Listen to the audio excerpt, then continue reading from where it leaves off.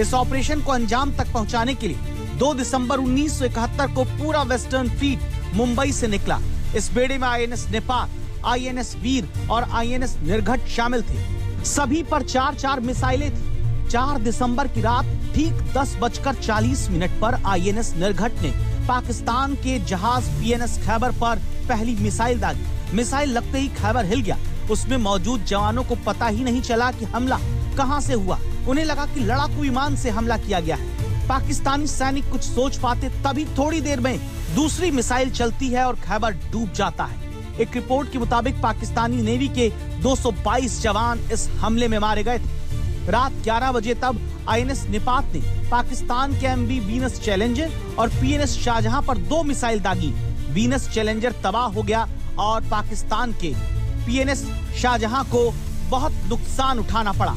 उधर 11:20 पर आईएनएस वीर ने पीएनएस मुहाफिज पर मिसाइल दागी। मुहाफिज तुरंत डूब जाता है और इसमें मौजूद 33 पाकिस्तानी सैनिकों की मौत होती है। इस बीच आईएनएस निपात कराची पोर्ट की तरफ बढ़ता चला गया। कराची पोर्ट पाकिस्तान के लिहाज से बहुत खास था, क्योंकि इसके एक तरफ पाकिस्तानी नेवी का हेडक्वार्टर है और दूसरी तरफ था तेल भंडार। आईएनएस निपात ने पोर्ट की ओर से 2 मिसाइल दागी थी। एक मिसाइल चूक गई, जबकि दूसरी सीधे तेल के टैंक में जाकर लगी। जबरदस्त विस्फोट हुआ।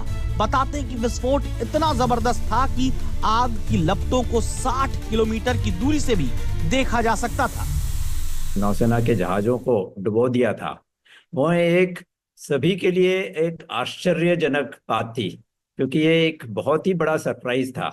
जो मिसाइल बोट्स थे, निपट, वीर और निर्घात, इन तीनों बोट्स को ले जाके और जो मिसाइल्स थे उन पर इतनी अचूकी तरीके से दागा कि पाकिस्तान को पता भी नहीं चला कि कहाँ से अटैक आया और किस तरह से ये जो जहाज थे वहां से निकल गए। तो ये एक टोटल सरप्राइज था और इसमें बहुत ही अच्छी रणनीति का इस्तेमाल किया गया था। 1971 में कराची हमले के दौरान पाकिस्तान के सारे ऑयल फील्ड्स को भी तहस नहस कर दिया गया और उनके ट्रेडिंग रूट्स को भी ब्लॉक कर दिया गया। 1971 की जंग ही पहली ऐसी लड़ाई थी जिसमें भारतीय नौसेना को कोई भी नुकसान नहीं पहुंचा। ये इंडियन नेवी के लिए बहुत बड़ी उपलब्धि थी। इंडियन नेवी के इसी कारनामे को, साहस को, पराक्रम को कई देशों की नेवी केस स्टडी के तौर पर देखती हैं और इसी दिन भारत नेवी डे मनाता है। इसीलिए आज भी हालत ये है कि पाकिस्तान भारतीय नौसेना के डर से कांप रहा है। उसे डर है कि इस बार भारत कहीं समंदर से हमला न कर दे।